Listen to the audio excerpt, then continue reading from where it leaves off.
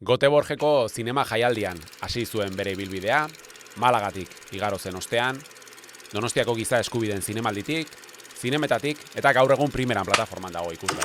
Filmari izenburua ematen dion uharte batean agertuko den gorpu batzekin abiatuko da historia.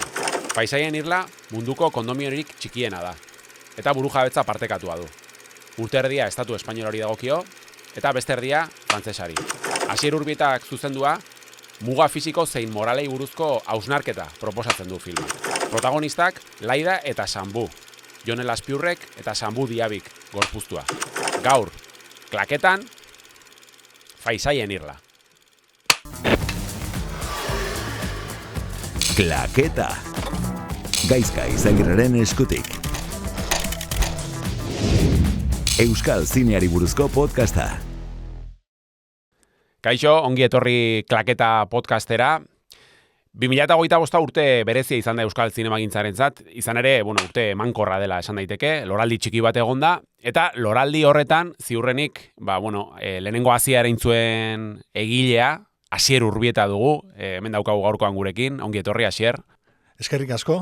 Aipatzen nuen, urte berezia izan dela, eta zu izan zela pixkat, lehenengo aletxo hori jarri zuena, okerez baldin manaiz, Paisaien irla, 2025 hasieran esteinatu zen, eta euskerazko fikzioen artean lehenengoa izan zen. Nik uste lehenengoa izan zela, eta gero jarraian etorri dira batzuk. Beste batzuk, zorionez. Hori izango da gaurko podcastaren gaia, Paisaien irla, baina Paisaien irla sartu horretik, pixkat zure lanari buruz hitzei nahiko genuke, ze urteak daramatzazu. Egia da orain, igual lehen film luzea zuzendu dezunean, indezula nolabait jauzi erakusleio mediatikora, edo igual elkarrizketen eta zurrunbilo horretan gehien sartu zean momentua izan dela ezta, baina publizitatean, film laburretan, Altsasu telesaila ere egin zenuen.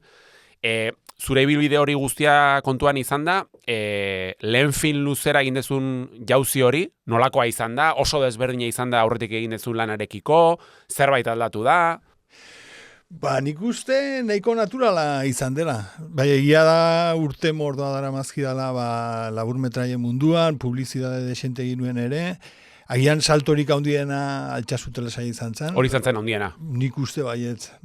Formatuagatik, telesaila zelako, edo gaiarengatik, edo... Denagatik, egia da gaia etzala erresa, eta gero ere telesail bat egitea lau kapitulokoa, bai izan zela erronka bat. Eta hori, bai gaiagatik, eta bai iraupenagatik. Eta gero luzemetraia egitearena, niretzako nahiko naturala. Suertatu da, bai. Hori nuen gogoa luzemetrai bat egiteko, eta azkenean lortu genuen. Eta denborei eta epei dagokionez, eta asko aldatzen da, igual telesailekin bai, baina aurreko lanekin, film labur bat edo film luze bat egitearen, agerikoa, loski iraupena, baina lan egiteko moduari dagokionez asko aldatzen da, film labur bat egin edo film luze bat egin. Nik uste ez dena gehiegi aldatzen ere. Azkenean hori iraupenari dagokionez film labur batek eukiditzake 10 minutu, baina kriston lana. Claro, igual jendea ez da benetan konstiente, ez? Ikuste ditu 10 minutu pantailan, ez den du, 10 minutu grabatuko zian 15 minututan igual. Claro, azkenean egin behar duzu prozesu guzia, ez? Esan edet, gidoia idaztetik, finantziatzera, grabatu, montatu, eta postproduzioa egia da lehen esaten zenuna, gero igual promozioa eta ez hain luzea, ez? Kasu honetan elkarrizketa piloa egin ditu dela, eta laburmetraiekin ez dituzu elkarrizketak egiten. Horreitik itzalean, ez jarraitzea dute pixkat, laburmetraiak eta ez, zirkuito oso mugatuan, ez? Jendeak orokorrean ez ditu igual gehiagi ikusten, ez? Film laburrak edo, igual kimuaki esker pixkat zabaltzen dira, baina... Nik uste eta ez dut ulertzen, ezagik zergatik telebistetan, eta zinemetan laburmetraiak ez diren ikusten, eta ez diren ikuslaren gana iristen, gauza oso interesgarria daudelako, eta oso formatu interesgarria delako historia kontatzeko. Gainera badaukazu hor, pin-pam-pun film laburrak, sekulako jartzuna, izendapen pila bat izan zituen nazioartean, eta ez, badaukazu hor... oinarri nahiko potente batzu film laburri dagokionez. Bai, batzuk egin ditut, pin-pam-pun egin genuen 2008an, pasaira ia 20 urte. Gogoratzen naiz bere garaian hori estrenatu zenuen, uste ez dakit sarean zegoen igotan unbaiten, eta nola lagunen artean eta ibiltzen ginen pasatzen film labur hori. Begira, ikusi zu film laburra alde zarrean grabatua, eta izan zen nola gure, behintzat nire inguruan izan zen, oso hizketa gaia izan zen film laburura. Bira, orain bagabiltza bigarren zati bat egin nahian. Bai? Bai, eta telesail bat ere egin nahiko genuke. Baita ere? Bai, egin nahiko genuke. Primizia badaukagu hemen klaketan, Primizia bada, bai, egia esan gainera zu jende askorekin komentatu. Birazondo. Baina betidanik proiektu berezia izan zen, azkenean Andonik eta biok hitz egiten genuelako gure txikitako pasarte baten. Andoni de Carlos, gidoilaria. Gure bizitzako pasarte baten inguruan, 80. hamarkadan aur batzu ginen eta horri biltze ginen manifestazioetan, pelota jasotzen. Eta beti irutu zitzegun interesgarria pertsonai horren historia kontatzea.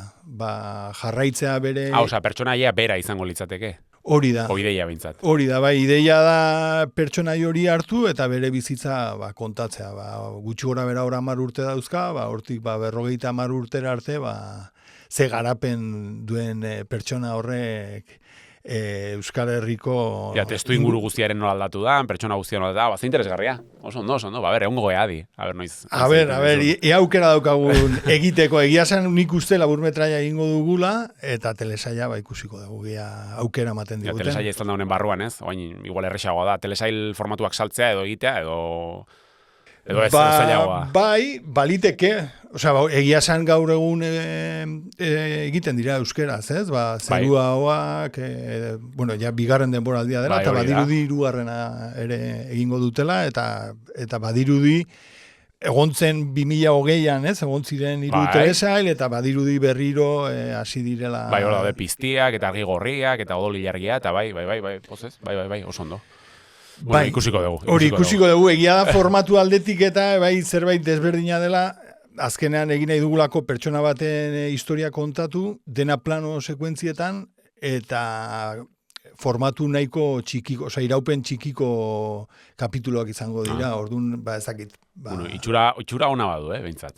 Guazen orain erreala den zerbaitekin, eta ukigarria dela Faisaien irla, aurreratu dugu leno, 2025 hasieran esainatu zenuen pelikula, Göteborgen hasi zenuen ibilbidea, okerez baldin banago, Malaga, Donostiko giza eskubideen zinemaldia, zinemetan, eta orain, uste primeran dagoela ikusgai pelikula. Sartuko, pixkat pelikulen xetasunetan, baina gustatzen zaigu hemen, bideo batzuk jartzea, pelikularen inguruko zati batzuk erakustea, eta zurekin komentatu nahiko nituzke. Orduan, hasiko naiz, lehenengoarekin, dala nik uste, pelikularen gatazka nagusia pizten duen sekuentzia, eta zuk aipatu izan dezu, ez? Robert Oslund, aipatu dezu, The Tourist pelikula, bazpare entzulentzat, azalduko dugu. Pelikula horretan ikusten da hasiera batean familia bat, dagoela eski estazio batean, eta batean elur jauzi bat edo dator, eta deigarriena da aitak egiten duena, ez? Aitak hartzen du, mugikorra hartzen du, eta ies egiten du familia bazterrean utzita. Alegia, axola zaion bakarra da mugikorra, eta ies egiten du, ez? Eta irakurri izan dizut elkarrizketetan, pixkat, hortik ere ideia hori izan zenuela, ez? Jarraian ikusiko dugu irudi hau, eta bain komentatuko dugu nahi badezu zure pelikularekin ze lotura duen, egoera horrek. Ja, seguro. Gezurtero. Hemen ikusten ditugu Sambu Diabi eta Jon Laspiur, Laida eta Sambu. Eta hau, komentatzen dizunez. Kasu honetan, irudietan ikusten dugu pertsona bat, Bidasoa ibaian, itotzen ari dela, 2 pertsona barkatu. Eta Laidak uretara egingo du jauzi, salbatzeko intentzioz, eta Sambu aldiz hor geldituko da, ez? Azaldu dazu pixkat, sekuentzia hau. Berez dago errealitatean inspiratuta. Nik irakurri nuen egunkarian, egun igande batean, 2 txirrindulari ibaiaren inguruan zebiltzala, eta 2 pertsonek laguntza eskatu zietela. Eta bitako bat bota zen, eta bestea ez. Eta oso interesgarria iruditu zitzaidan, konflikto bezala, ez? Eta ere nere buruari galdetu nion nik zer egingo ote nuen, ez? Eta Andonirekin hitz egiten, iruditu zitzaigun izan zitekeela, bikotea harreman hori hortik aurrera, nola aldatzen den, ikustea izan zitekeela, filma ezurman bitzen zuen trama nagusia edo.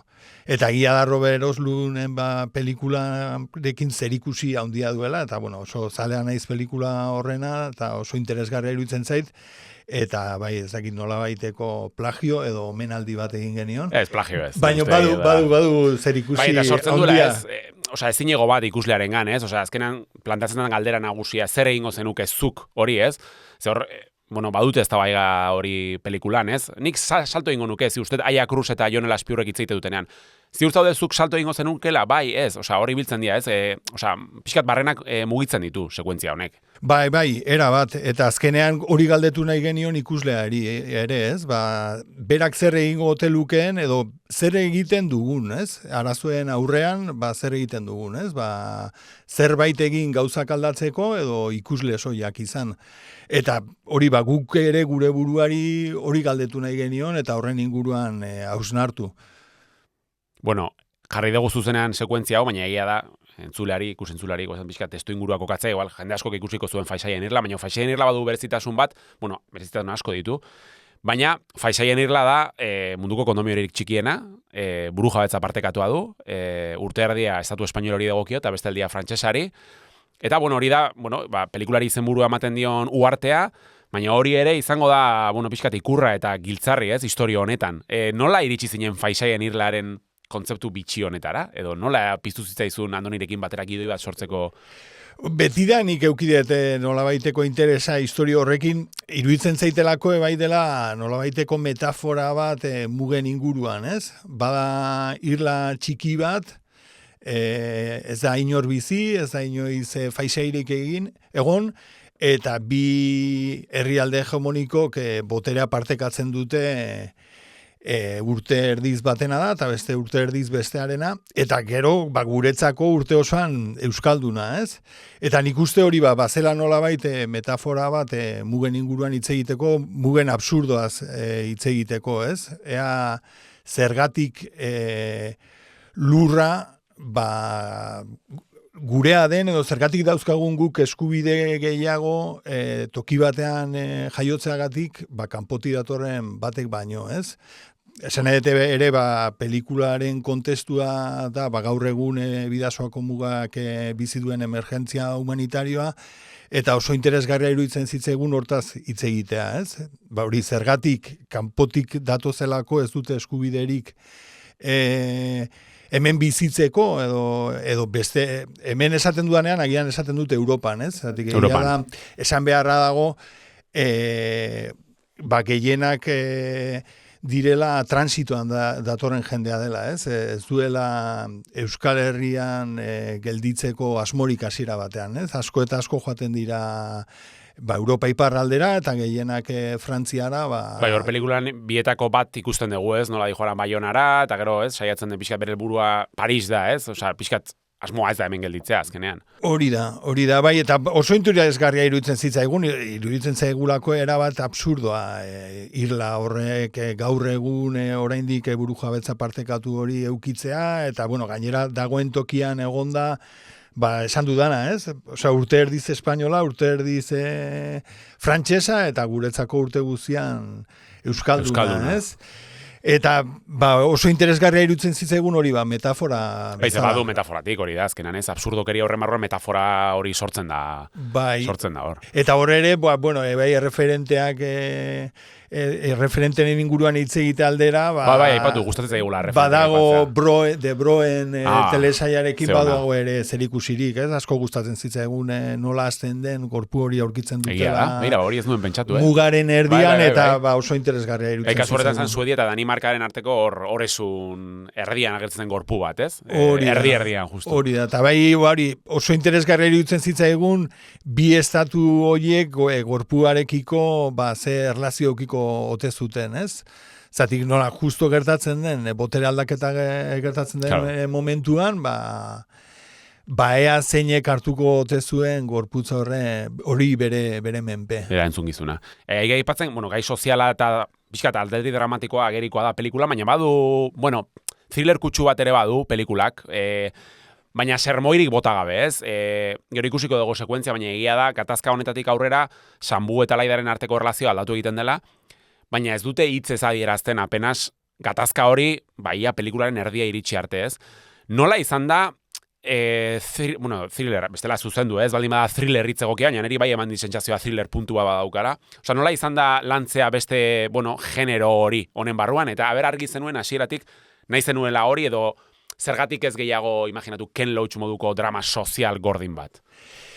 Nik uste hor thrillerarekin komunikazio aldetik akats bat eukidegula pelikularekin, zeratik saldu izan da thriller fronterizo bat bezala. Pero ez da berez thriller bat, baina badu puntu bat azpian. Hori da, nik uste dela drama bat, bai. eta dela bikote drama bat, kontestu batean kontatzen dena, dela gaur egun hori, bidasoak bizi duen emergentzia humanitario hori, eta gero atmosfera aldetik dudari gabe thrillerarekin zerikusi handia dauka, ez? Ja hori muga batean gertatzen da, ibai bat dago, lehenengo sekuentzian gorpu bat aurkitzen dute. Bai, pelikula nola azten den, ez? Aireko plano horietatik oso nordikoa da dena hori ere, pixkat zeruagoak eta ondarrak aipatu dugu, ondarrabak ene badaude sekuentzia asko goitik ikusten dana, pixkat paisaia guztia, ez? Bai, egia da baduela... Bai, eta egia da asko, ni thrillerra asko gustatzen zaidala, eta interesgarria iruditzen zitzaidan, toki hortan kokatua dagoenez, iruditzen zitzaidan zela oso mekanismo interesgarria, hori atmosfera bat sortzeko, azkenean hitz egin nahi genuenaren inguruan hitz egiteko. Atmosfera ipatuko dugu, baina guazen ikustea pelikularen beste zatitxo bat. Bueno, hau da justu, Laida eta Sanbu Irunetik Hendaiara pasatu behar duten zubi horretan, eta bueno, gertatzen den egoera hau, pixkater, badu umore puntu bat, umore puntu txiki batzu badauzka pelikulak, baina hau eren nola den, ez? Pixkat, egoera, errepikatzen den egoera, rasismoa, polizia indarkeria, ze barneratua dagoen eta ze normalizatua dagoen hau hor, bai, hau umore estena bat sortzeko, ez? Olako sekuentziak egitea adibidez, hori gidoian zegoen hasieratik edo joan zate pixka bat... Osea, hau da egunero muga hortan gertatzen den zerbait. Zeratik azkenean Frantziar estatuak 2015-etik muga hori kontrolatzen du, eta bakarrik gelditzen ditu beltzak eta arabeak, ez? Eta gu ez gaituze gelditzen, askotan pasa izan gara, enaute inoiz gelditu. Eta Sanburekin, esan beharra dago, grabatzen genuen bitartean, ezakitzen batetan gelditzen, pasatzen zen bakoitzan gelditzen ziotela. Baina benetan? Benetan, esan edo gure ohiko rodajera joaten ginela, edo bestela ere grabatzen ari ginela, poliziak gelditu zion eta dokumentazio eskatu zion, eta Sanbu kontatu behar esan ziren, pelikula bat egiten ari ginela, eta sekuentziaren erdian ari ginela, eta hori pasatzea utziko zioten. Ez que, uste elkarrizta batean irakurri nizuela, errealidad eta fikzioa pixkan nahastu egin dira errodajean, ez? Ikusi izan dituzu ere gazteak zeharkatzen muga, zuek grabatzen ari zinaten momentu berean, ez? Era bat, zatik, nik uste ez dela oso ohikoa, azkenean pelikula bat egitea lan luzea da, gu 2021 batean hasi ginen guztionekin, eta grabatu denuen 2024an, orain gaude 2025an. 3 urte, hasi zinenetik grabatzen hasi zinenetik 3 urte. 3 urte. Eta bain zaude klaketan hau azaltzen 2025 amaieran. Baina esanet hori, azkenean direla 4 urte, baina errealitatea ez aldatu. Esanet normalean errealitateak aldatzen dira, ez? Eta askotan batzuk kontatzen duzuna, izan daiteke aktualitatezkoa, baina duela 3 edo 2 urtekoa. Errealitate hau ez da aldatzen, eta pelikulan ikusten duguna gaur egun ere gertatzen da, eta hori ez da oso ohikoa. Neri adibidez atentzioa deitu zidan duela ez gehiegi, El Paiseko kazetari bat etorri zen pelikularen inguruan erreportai bat egitera. Eta eraman genuen lokalizazioetara, eta tipoak ez zuen ulertzen nola pelikulan ikuste zuena, adibidez Harrera Sarekoak Irungo plazan, bertan zeuden, polizia kontrolak egiten, eta tipoak esaten zuen, baina hori nola ez da aldatu hainbeste denboran, ez? Eta azkenean erreportaia egin zuen gaiaren inguruan, eta ez pelikularen inguruan, zatik errealitate hori oraindik gertatzen ari zen.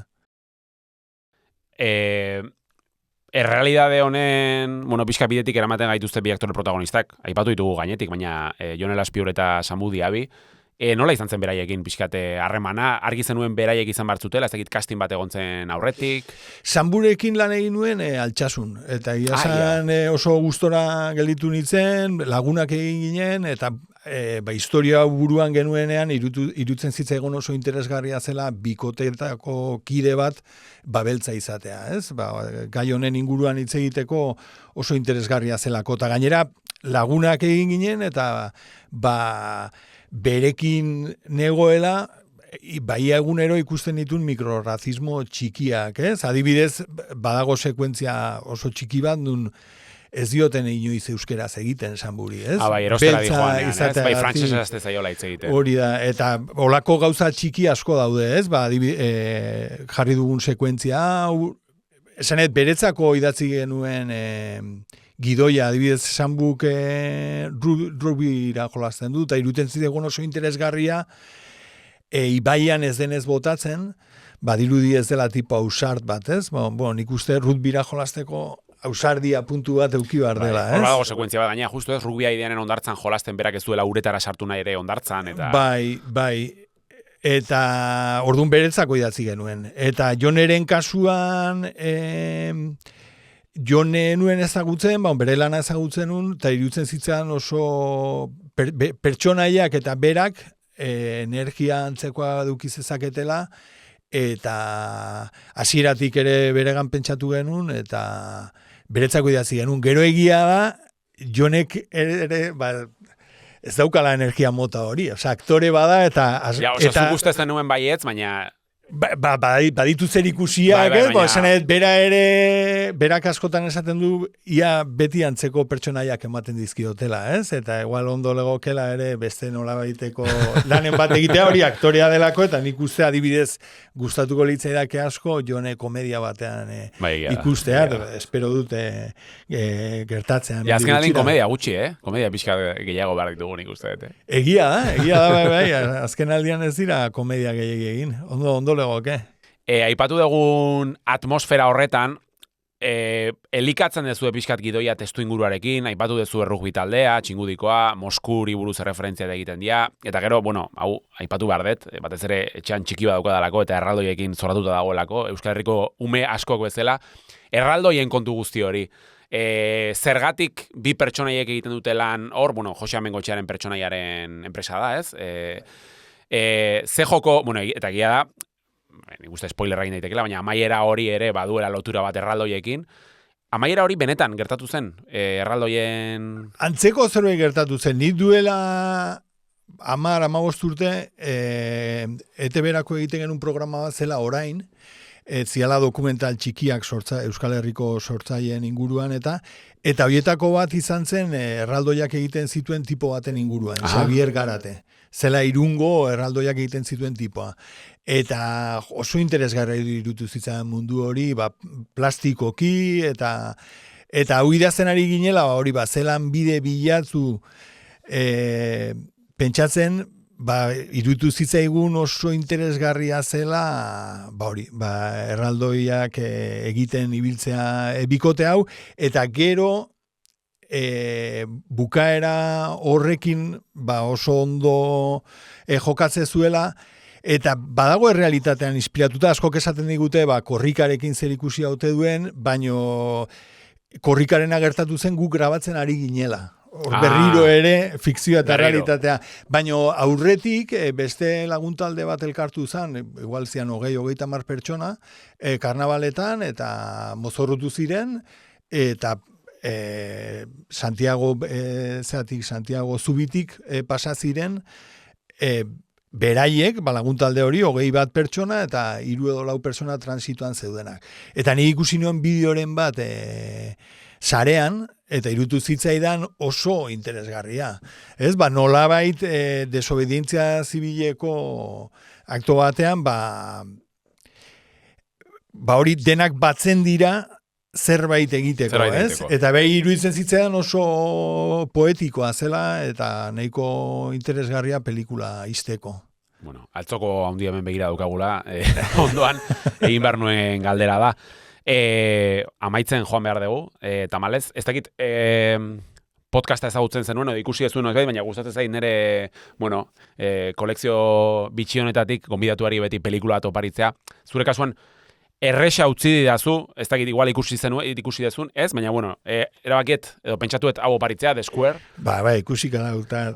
Robert Oslunen The Square pelikula oparitu diot, hau da, bueno, lehena ipatu dugu, de turisten zuzendari bena, ikusi daukazu pelikula. Bai, ikusita daukat, eta asko gustaren zait bai. Bueno, behintzat, podcasta gogoan izateko, hortxe, opari etxera. Mil eskerrik asko, berriro ikusika dut. Oso ondo. Hoixe, esan dakoa, eskerrik asko gurekin egotegatik. Aipatu dituzun etorkizuneko proiektu horiek eta gauzatzen baldin badira, badakizu, gure atean ondagon, hemen ongi etorria izango zea, beraz, mil esker etortzagatik. Eta pantailaren eta uinena bestaldean zauduten guztioi ere, eskerrik asko beste behin klaketa ikusita entzuteagatik eta hurrengo saio arte. Mil esker, eskerrik asko. Eskerrik asko. Klaketa entzun duzu, Euskal Zineari buruzko podcasta. Zuzendaritza, gidoia eta aurkezpena Gaizka Izagirre. Irudi grabaketa eta edizioa Mara Narro eta Lander Raion. Audio grabaketa eta muntaia Iñaki Bera Etxe. Diseinua Mara Narro. EITB Median entzun eta jarraitu dezakezu klaketa. EITBren YouTubeko kanalean ikusi eta zure gustuko plataforman ere topatuko gaituzu. Ondaimeneko izpena.